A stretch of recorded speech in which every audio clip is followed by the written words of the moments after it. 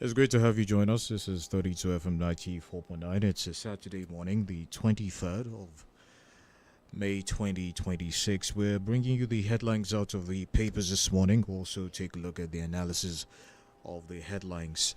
My name is Kenny Durotilu. I have the pages of the Punch newspaper, the Premium Times, the Nation newspaper, the Vanguard, the Guardian newspaper, the Daily Post, and the Daily Trust newspaper. I'll start off from the Punch newspaper. Major story: Oyo schools kidnap terrorists. Open talks give condition. U.S. court jails Nigerian for internet fraud is another one. How I became Nottinghamshire's first black chairman. Adegoke. Why we want Nigerians in American politics. U.S. community leader. AFCON 2027. Udeze wants Chell not to underestimate opponents. Boxing helping Joshua with friends passing Hearn. Resignation gamble backfires for ex-ministers Adelabu, Tugger, Alkali. I drugged Wase candidate, spent ransom on sports betting. Ogun teacher. Failed relationships made me freeze my eggs. Okay, Ashmushi. That's entertainment. Trump directs Nigerians. Others applying for green cards to visit home countries. Miami reveals how he pushed Obi to greet Tinubu at Vatican.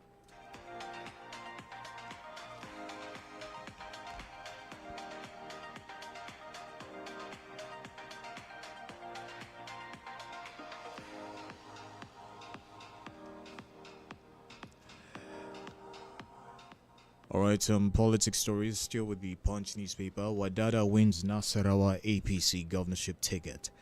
Ex-Minister Maku to presidential hopeful scale LP screening.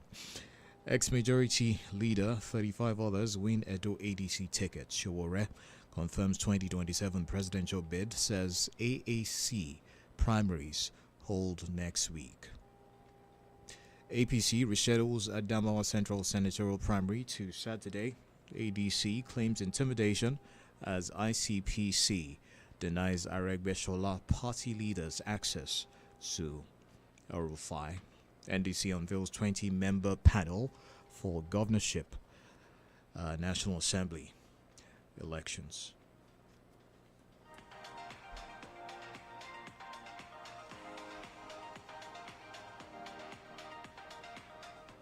Osun Senator backs Tinubu for APC ticket after losing primary. Some of the major headlines there from the Punch newspaper. Move over to the Premium Times. U.S. says Nigerians others seeking green cards must return home to apply. Kwara APC picks Speaker Danladi as governorship candidate. APC governorship primaries, how 23 candidates emerged as Fubara withdraws. Pantami protests. Dislodge Boko Haram fighters responsible for attacks in Oyo schools, says Defense Headquarters.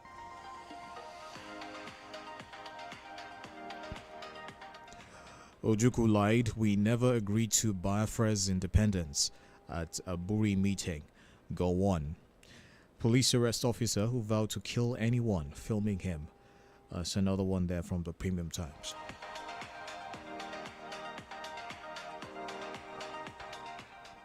INEC yet to receive judgments nullifying key election schedules. Official. NNPC accuses Dangote refinery of seeking fuel monopoly in court filing. That story, I believe, is also in the pages of the Punch newspaper. Ex-minister rejects Abia APC primary results. Petitions national leadership. Also take this one. WHO raises Ebola risk levels as DRC outbreak worsens. Reports new hantavirus cases. Wiley wins Yobe APC governorship primary election. Confusion in Kwara APC as Abdul Razak switches support for governorship aspirant. 2.1 million pregnant women accessing antenatal services under health reforms. Federal government.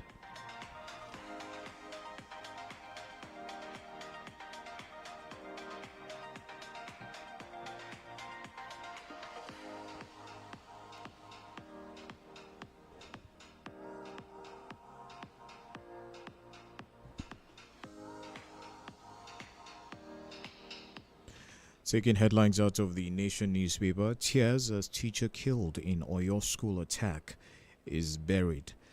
TAF recovers $685.8 million tax revenue for Nigeria. Other African countries. NDC sets up 20-man selection committee for governorship, NAS primaries. Tears has already took that one. We'll take another one. Court rejects suit seeking to prohibit 𝐾𝐈𝐒 from ADC activities and or receives certificate of return after winning APC governorship primaries with 392,653 votes. Supreme Court dismisses appeal against SDP's governorship primary in Ekiti. Kwara Assembly Speaker Danladi Salihu secures APC governorship ticket.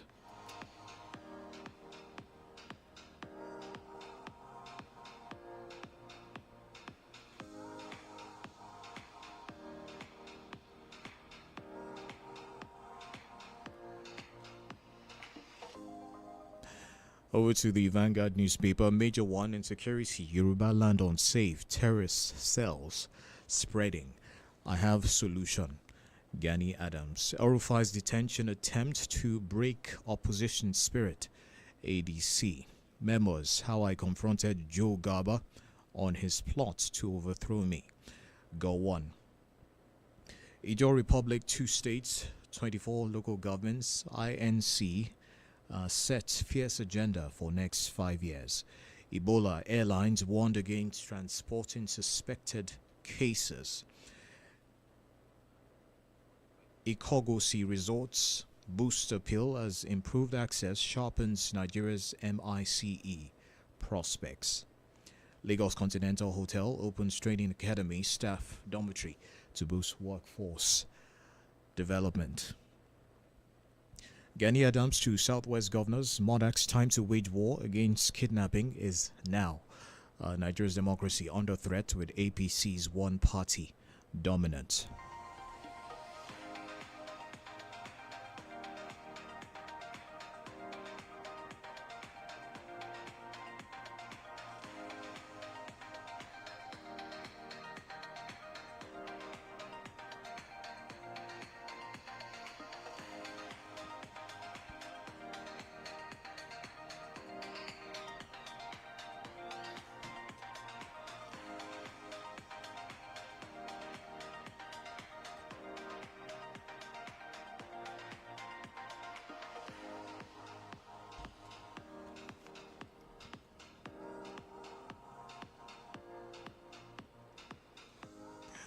Alright, some stories out of the Guardian newspaper. How seniority questioned deepened Nigeria's 1966 crisis. Go on. I'll take that again. How seniority question deepened Nigeria's 1966 crisis. Go on. Supreme Court affirms acquittal of General Otiki. Post-primary elections, APC House of Consolidation or Disintegration is a piece out of the Guardian newspaper this morning. 2027 tough test for 𝐒𝐵-𝐶𝐿 alliance in Kano. PDP a party its troubles and the fate of 8,200 aspirants for elected posts in 2027.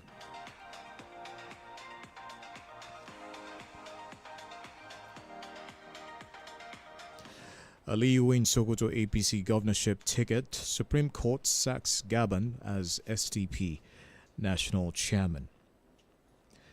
Salami pledges better welfare for vulnerable residents of Ado Igbesa. National single window. 39,039 apply for licenses, permits in 8 weeks. Strategic partnership. Abiodun reallocates resources to boost agro-industrial processing zone.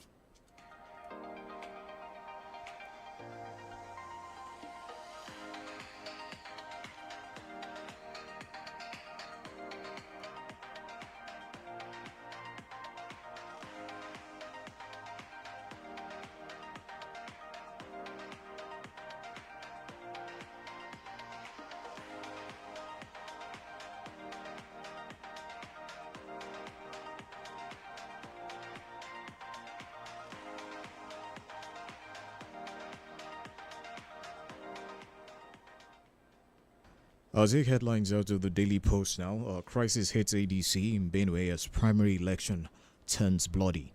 Tension in Ekiti as authorities shut school amid bandit scare. I helped Tinubu become president, but Peter Obi is a phenomenon. Fayemi. Orji clinches ADC governorship ticket in Ebonyi. Otukpo. Ohimini. Gunmen attack ADC reps candidate Omudu in Benue. I will build on Governor Abdulrazak's legacies. Kwara APC Guba flag bearer Yakubu Danladi 2027. I have better ideas than Tinubu Obi Atiku Showore.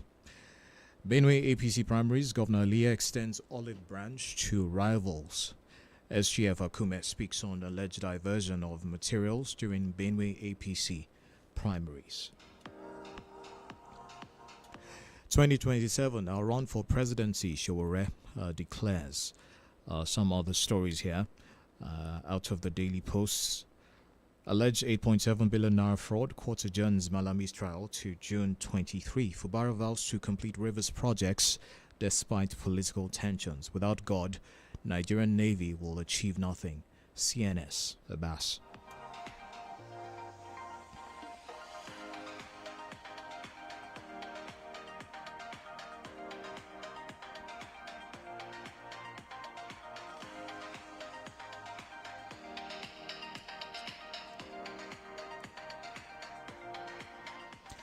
From the Daily Trust, Ngoshe, 2 months after, families await rescue of abductees. How thugs killed 7 persons in 1 week in Kano. Congratulations, to the Gunners, Premier League champions. That's something out of the Daily Trust newspaper. Police arrest suspect, recover 18 stolen rams in Bauchi. Nigerians affected as Trump orders green card applicants to visit home countries. Amechi's campaign posters flood Katsina. And lastly, from the Daily Trust, APC has lost its bearing. Vision, Fayemi.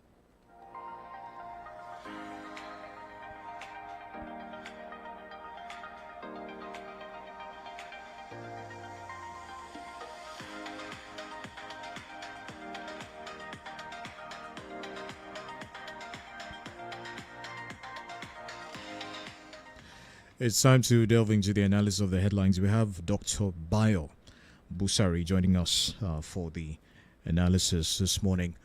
Doctor, it's great to have you join us.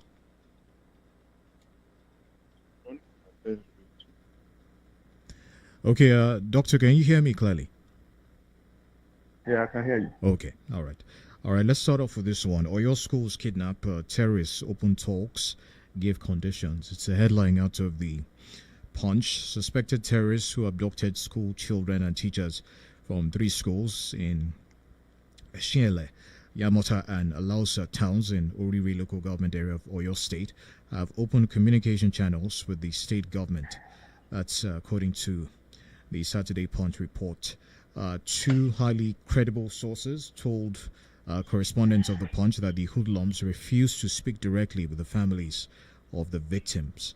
They said, and I quote, they only want to talk to the governor and nobody else.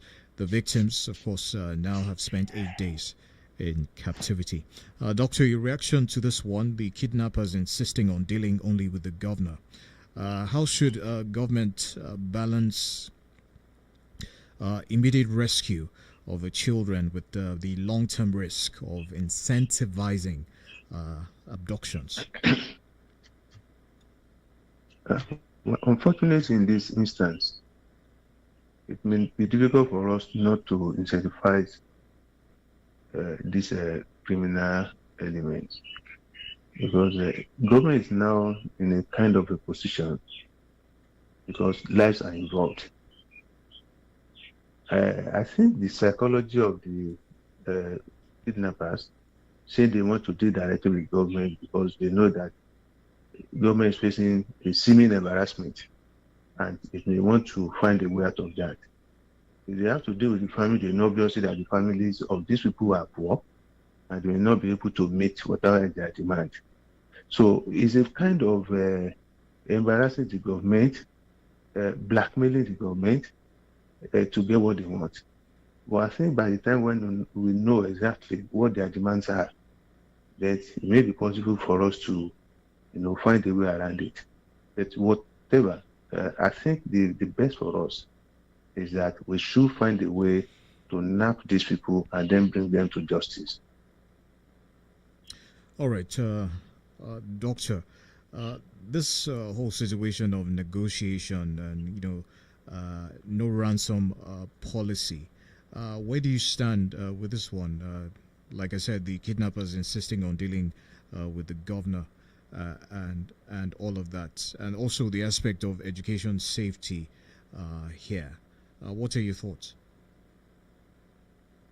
Well, the issue of ransom paying and ransom not being paid, I think we could, in some instances, the carrot and stick approach is a kind of used when you know that you are serious about dealing with the other person on the other hand. There must be a way you have to draw them out of their shell for you to do whatever you want. But if you are just interested in paying, getting people freed, and then letting them off, the tendency is that we are encouraging them to come back again. So security is not something that we discuss in the open. But I think governments must be on top of the game, not only to get the people rescued, but to bring those who are perpetrated the crime to justice. All right, in a related story, tension in Ekiti as authorities shut school amid bandit scare. It's a headline from the Daily Post. I'll bring some details to that. Students of Ayetoro, Iloro High School in Ekiti State were forced to leave school in panic after reports of suspected bandits near the community prompted authorities to close the school early for safety reasons. A video shared online showed frightened students running along major roads and seeking help from motorists and residents as fear spread across the area. The situation created tension among parents and residents, many of whom rushed to pick up their children. No confirmed abduction in this one. Panic was driven by rumors of armed men spotted nearby. Doctor, how do you think this should be dealt with? Of course, I don't think the school can be faulted here, though they acted on rumors. Is there a protocol for handling situations like this? Are schools aware of such protocols? Has it been communicated to them for when situations like this happen? I'm not too sure if we have such a protocol, but it's necessary for us to have. Necessary in the sense that when there is a scare of this nature, it could be a strategy from criminal elements, and then we play into their hands. So it's important for us to have a protocol. When you hear news, how do you respond? How do you treat it? Considering that leaving schools, you cannot say exactly when they are moving. You just read that they sought assistance from motorists. Right. I will show that those motorists, one of them will not be a kidnapper. So it's important for government at this time, across the country, for us to have a safety protocol that if this happens, this is the way you should respond.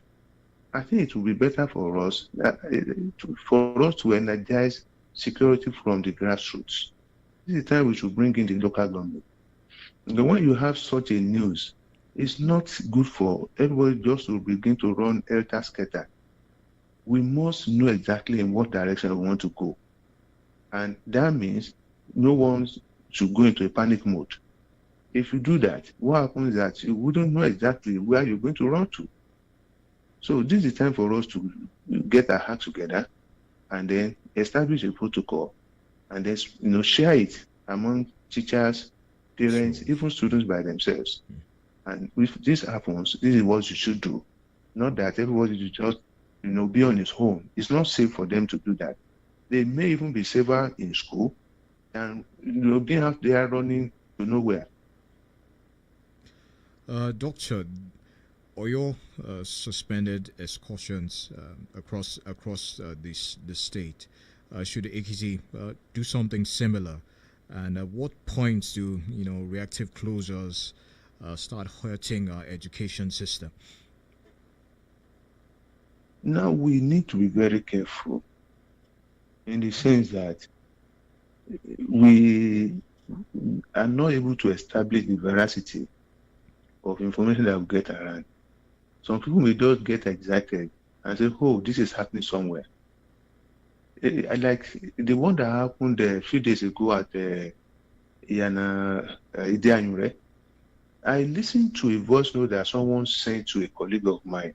It was a contradiction of what was on ground. Now, my colleague was in the office. If he had to rely on the information that that person passed across and begin to spread, then you have a panicky situation on our hand. So it's important for us to be able to, handle information very well. Okay? Right. Now, when we now say we are suspending this, we are suspending that, those on the other side, those criminals on the other side, they are the ones that is getting the upper hand. So it's important for us to organize ourselves, let's be focused, and let's show that to them that we are not afraid of confronting them. But when you are just taking, steps here and there, that seems that we are just acting that we are not organized, we wouldn't know exactly when you need to deal with real information and not with fake information. Well, we have this story from the Vanguard. Dr. Yoruba land unsafe, terrorist cells spreading. Gani Adams, the Ààrẹ Ọ̀nà Kakanfò of Yoruba land, Gani Adams said terrorists have infiltrated at least 40 of the 137 local governments in the southwest. Speaking to the Vanguard, he claimed his group documented the spread but held back the information to work with state government.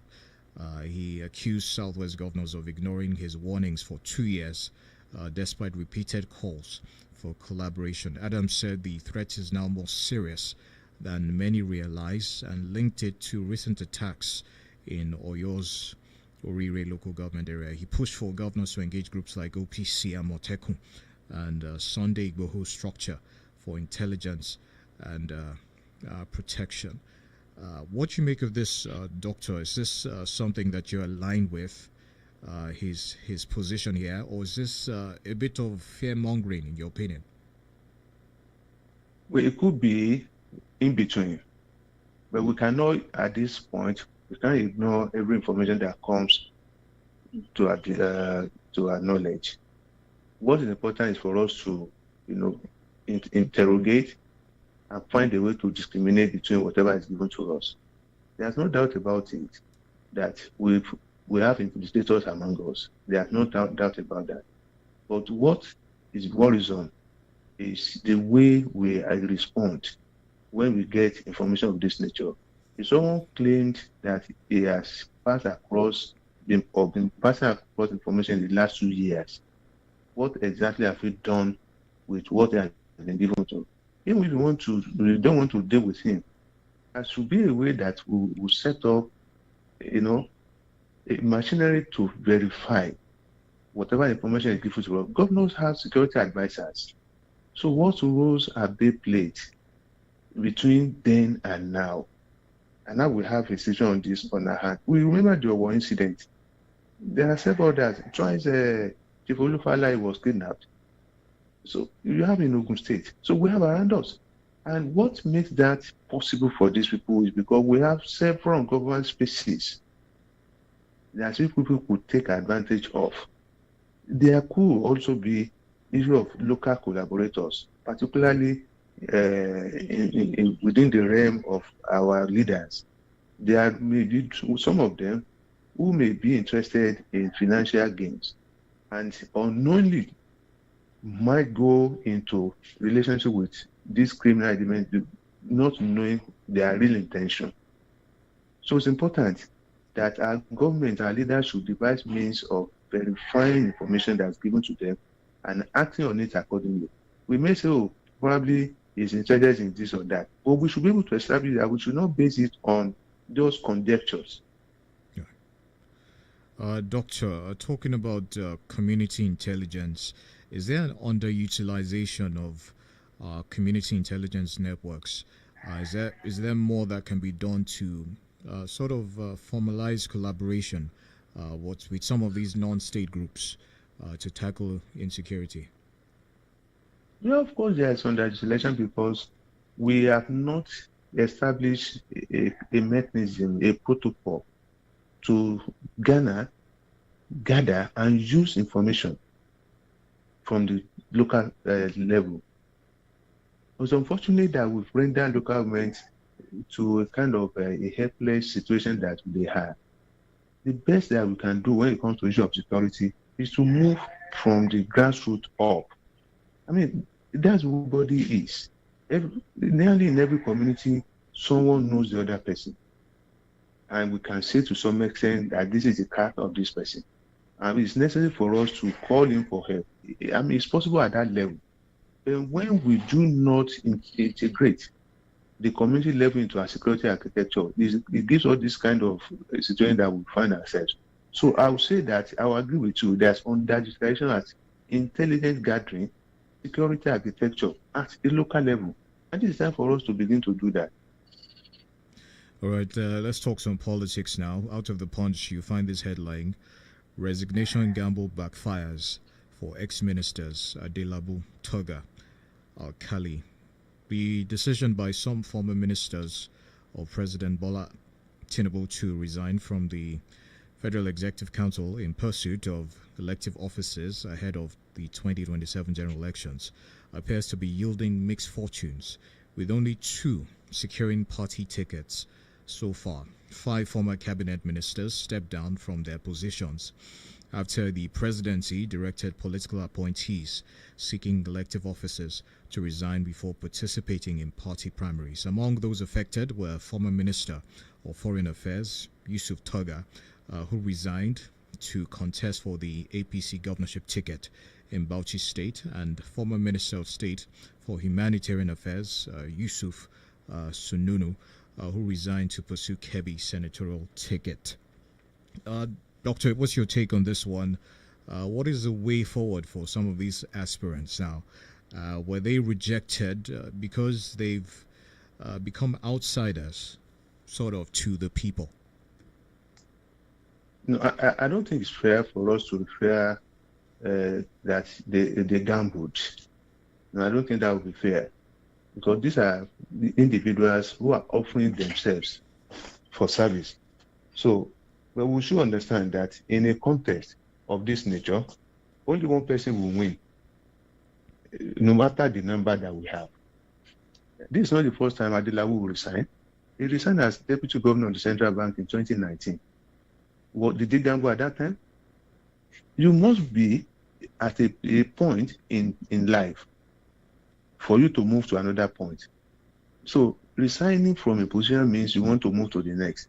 So I don't see that as a gamble. If you begin to see from that perspective, the tendency is for us to begin to scare away men and women who are serious about offering their services. Now, in the area of elective position, that they become outsider, no, I don't see it as such. They are ministers. Perhaps if they were on ambassadorial posting, we could say they are outside their domain.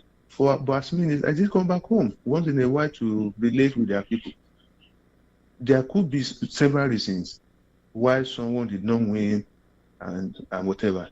But on the surface, we might say, oh, probably they were rejected. It's not an open, it's a party election. So within the party, it depends on certain factors, and how you're able to, overcome those factors that may serve as impediment on your line. So they've tried it, they've offered themselves. I think the next thing for us is to move on in life. Headline from the Premium Times: NNPC accuses Dangote refinery of seeking fuel monopoly in court filing. The NNPC has accused Dangote Petroleum Refinery of attempting to monopolize Nigeria's fuel market through a lawsuit challenging import licenses granted to rival marketers. In court documents, the state oil company argued that granting Dangote's request to void or restrict fuel import permits would undermine competition and expose Nigeria to supply disruptions, price instability, and threats to national energy security. The position was contained in a proposed defense filed before the Federal High Court in Lagos in response to a suit instituted by Dangote Petroleum Refinery against the Attorney General of the Federation. Doctor, your thoughts on this one? In the first instance, if NNPC had done the needful, and we have our refineries, running well, will we have Dangote? That is one. Number two is, if NNPC is now talking about monopoly, I think when the Dangote refinery was coming on stream, people mentioned the issue of monopoly and what have you. Oh, yeah. This is a business that not just everybody goes into. So whoever has the will with that, goes into it. What we should even be more concerned with is issuing more licenses for establishment of refineries at whatever level, modular level and what have you. Not talking about importation. So importation is just, to me, a lazy way out of what we have. Nigeria is an oil-producing state, so there's nothing wrong with us having 3, 4, 5 refineries situated in the country and running well, so that we can meet our energy need.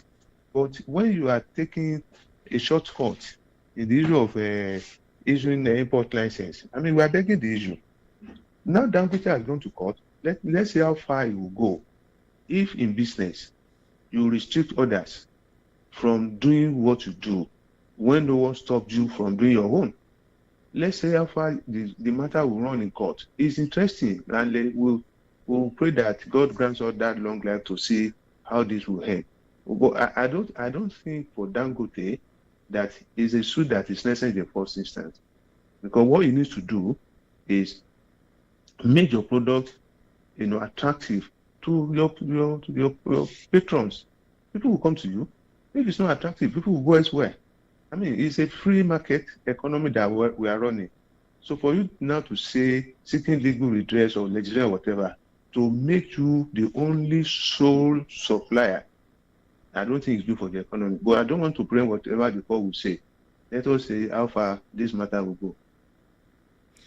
All right, headline here from the Daily Post. APC has lost its bearing, vision. Fayemi, former governor of Ekiti State, Fayemi, has said the ruling APC has drifted away from the ideals on which it was founded, warning that increasing resort to consensus arrangements could trigger internal crisis within the party. In an interview, he also criticized the lack of internal debate in the APC and expressed concerns over the conduct of party primaries across the country.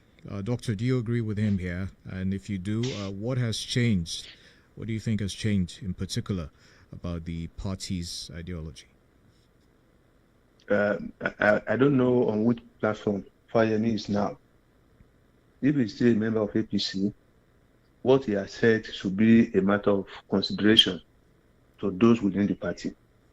If he's no longer on the platform, we'll begin to ask the question, what is the level of sincerity in what he has said? Well, having said that, there's no party in Nigeria that will not lose its bearing the way they have been run. Simply because what is the ideological base of each of the political parties that we have? In a situation where you have people moving from one platform to another seasonally, what is drawing people to that platform? So I think basically the ideology that people are pursuing is an ideology of self-preservation. I want to get to this place. Perhaps this vehicle can get me there. So let me go in there. That's the ideology that people are pursuing now. For now, we do not have political parties that are grounded in real ideological base that political parties are also supposed to be based upon. So what we need to do, what politicians need to do, is to begin to build parties that will last, that will attract members who will stay for a long time. not just offering platforms for people to realize their political ambition. So if Fayemi was governor in Ekiti State, after he left office, I mean, Kati started with him and his party. So to what extent do we say what he has said is based on sincerity of purpose? But within them, for them to do that and they do an analysis and say, oh, what he has said is correct and it's not correct, we need to do this, we need to do that. But in the real sense of the word, I have politicians ready to build a political party system that will give meaning to the democratic experience that we are running. I mean, it's a matter for discussion, but I don't think any of them is ready. What they are busy doing now is realizing their personal ambition. Doctor, when you say that most of these parties aren't founded on a solid foundation, what does that say about our democracy? Is that not a threat to our democracy, and for how long can that continue? Now, we should understand that we are in a situation where we are just emerging. Our voting system is just evolving. To what extent and how long it will take us for us to hit a solid ground depends on the mindset that all of us has.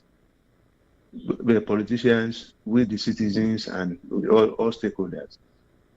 We cannot but experience what we are experiencing now, in the sense that when we were asking the military to go, did all of us sit down to agree on the kind of political party system that we're going to run, the way we are going to run our democracy, who and who will run for us?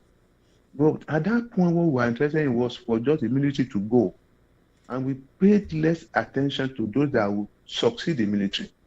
And I think those military guys were smart enough to plan some people that will take over from them.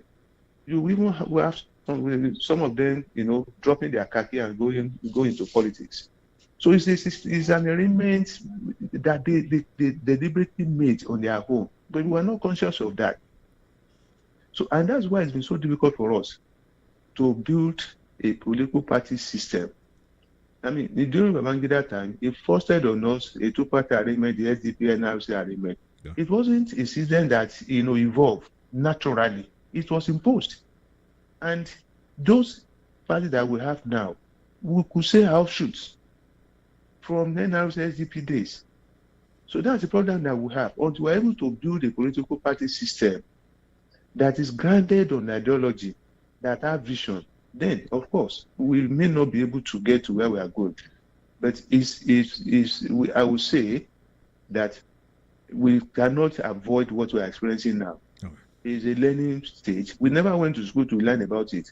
So we are learning on the job. So what is important for us is how ready are we to make corrections when we make mistakes. All right, we'll take a pause for some commercials. When we come back, we'll be opening the phone lines to take your reactions to the headlines on the papers review this morning. You stay with us.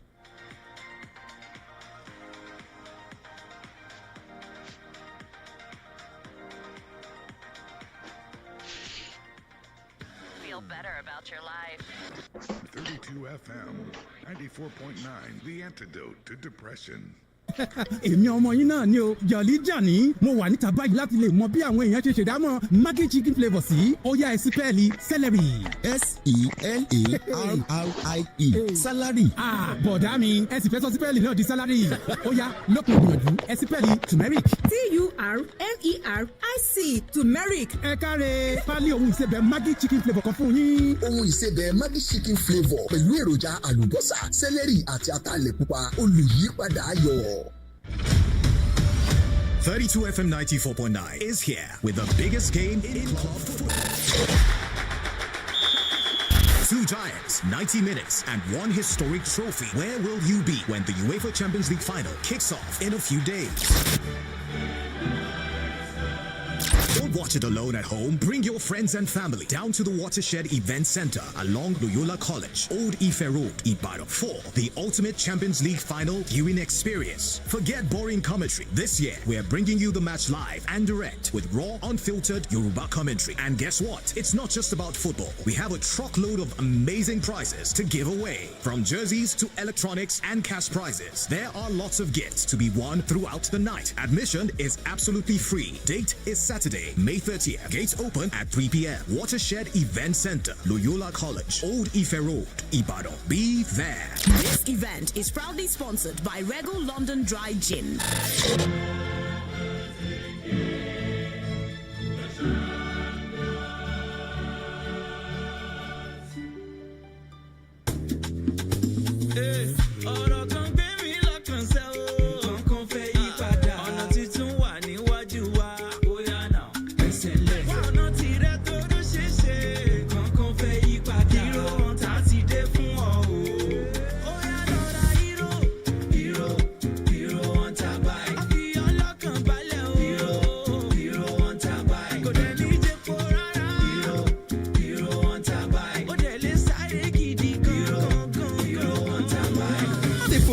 má fowó rẹ ṣòfò pẹ̀lú Hero Hunter Bike Kickstart Alloy tuntun tí a ṣẹ̀ṣẹ̀ ṣe. Ó ti wà báyìí lọ́dọ̀ àwọn oníṣòwò wa tí ó súnmọ́. Rìn jìnnà ní owó díẹ̀. Fún àlàyé sí kàn sí wa lórí ẹ̀rọ yìí 0800-800-8080. With love from Power Oil, from sizzling pans to winning plates, MasterChef Nigeria is here. Watch as Nigeria's finest home cooks battle it out. Don't miss this moment. Watch now every Sunday at 7 p.m. on DSTV channel 151 and 154. Power Oil, headline sponsor of MasterChef Nigeria. Power Oil, hey, Power Oil.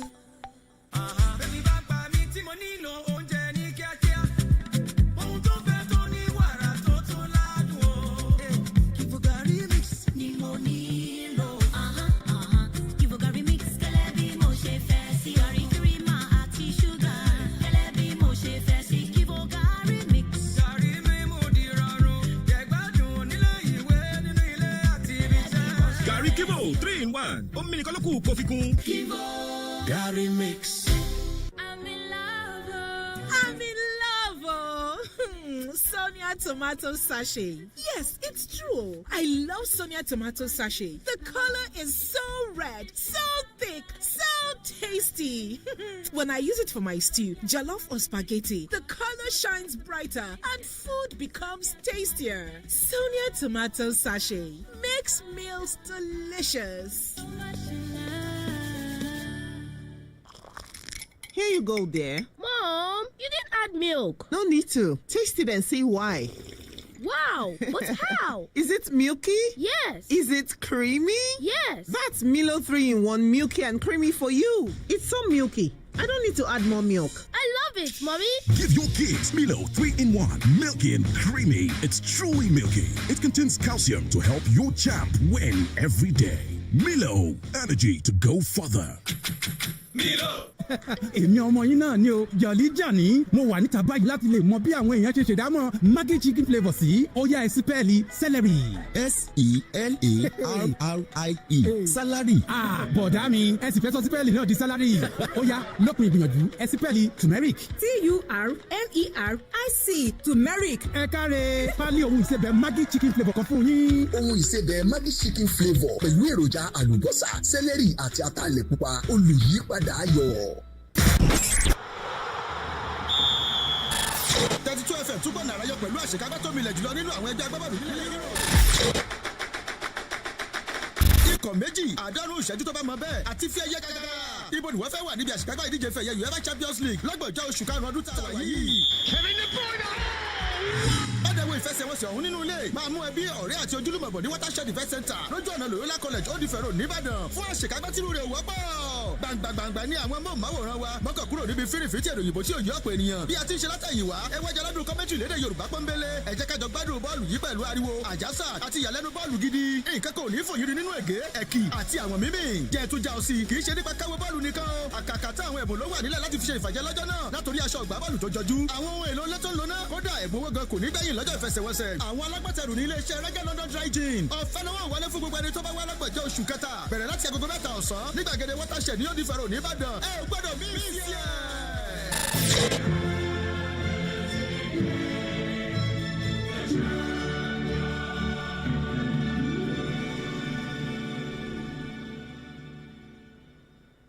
32 FM, 94.9.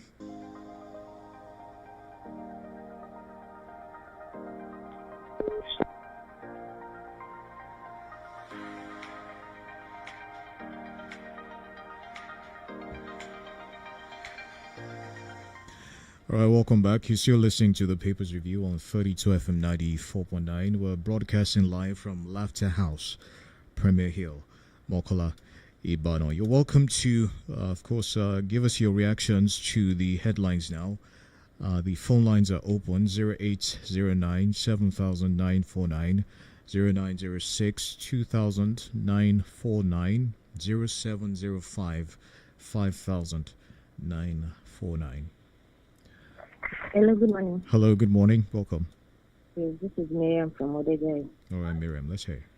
Thank you. The suspension the Oyo State government gave on schools, certainly is a good thing, and it's the right move at this moment, because we all know that prevention is better than cure. Well, I also urge the state government to do everything within its power to rescue those in captivity. God save us all. Thank you. Good morning. All right, thank you very much. Hello, good morning. Good morning. This is Prince Bumi. I'm calling from Apata. With the analyst. Regarding the dispense of Dr.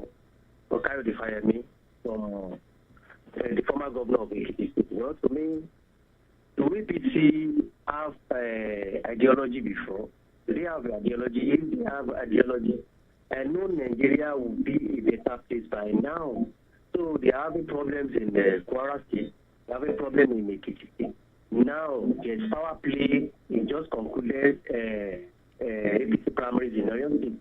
So, is there any ideology with the way they are doing things in the country? They are less concerned about the lives and property of citizens.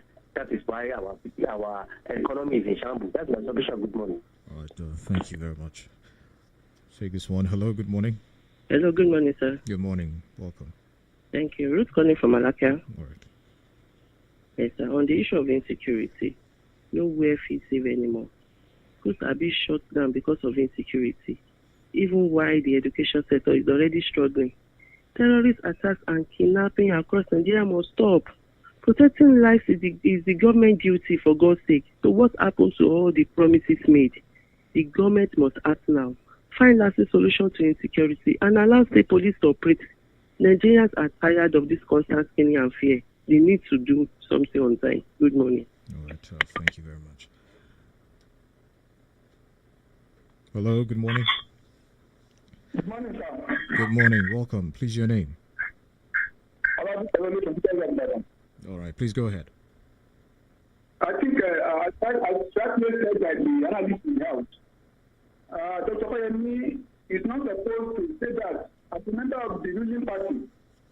But then another context, which is to say within the yearnings of the people and the good governor and even of democracy of the masses, I think it's right. The government is not doing very well.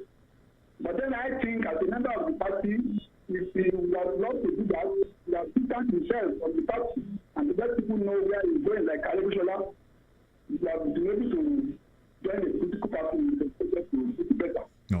To do better. Thanks very much. All right, thank you for your time. Again, the numbers 0809 7949, 0705 500949. Hello, good morning. Good morning, Kenny. Good morning, sir. Welcome. I think it's a welcome development that those terrorists they are ready to open talk with the state government. That reason why the no cannot take approach introduced by the state government is what about to work. But my own concern is that what we need now is civil security present around the school and communities, especially in rural areas. Because parents want their children that their children are safe. Not only that, even the teachers too. They want to feel protected while doing their jobs. because nowadays people are living in fear at the moment. So it's the right time that the federal government that we are clamoring for that the first responsibility of a responsible government is the protection of lives and property. So that's why we are clamoring for state police. And what the analyst said that intelligent guidance from the grassroots, I absolutely agree with him because security is local and we need to use the local approach to it to tackle it as well. Right. That's my own summation. Thank you. Thank you very much for your time. Hello, good morning. Hello, good morning. Good morning, sir. My name is Ade from US. Well, for me, I don't think this police. Ade, please switch off your radio. We're getting a hold back. Now, is it better now?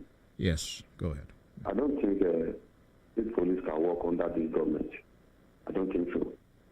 Because you will see that the action taken by Governor Makinde on Vigilante, you will see that other governors who are not who are members of the same ruling party will never take that decision. There is a personal reason for that.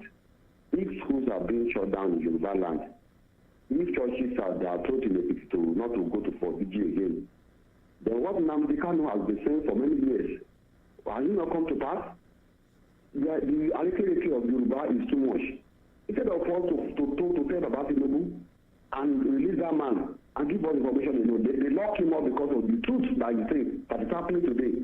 How long will 𝐒𝐻𝐾𝐑 affect Yoruba land? How long will 𝐒𝐻𝐾𝐑 affect Yoruba land? We cannot go to school again, and all what we are hearing is on your mandate with hand, and we are dying. What's wrong with all the Yoruba land? That's the best of today. The numbers again 0809 7949, 0906 2949, 0705 5949. Hello, good morning. Good morning, sir. Good morning. Well done. Please, your name and Okay. Yemi, please switch off your radio as well. Okay, I've done that. My first contribution, our leaders should first of all make sure all those foreign Fulani should go back to their base. All those foreign Fulani foreigners, they should go first of all go back to their base. Then within Nigeria, we should identify ourselves. Which region are you coming from? What are you coming to do? We should first of all scrutinize those people from region to region.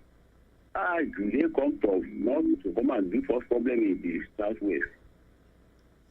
We'll take this one. Hello, good morning. Hello, good morning, Kenny. Good morning. Welcome. Ramesh is calling back. What the 𝐃𝐈𝐒 said, I think it was right. Because the danger of consensus is explosion. And what really happened now across the APC nationwide is that they impose candidates, even no more consensus among them.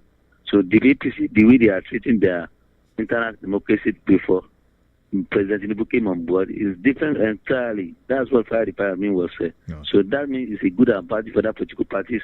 Those people that don't have the opportunity to have the ticket in their own party through consensus or direct primary, they are free to leave the party and go to their other party to contest. Thank you. So that's my own submission. Thank you. Thank you.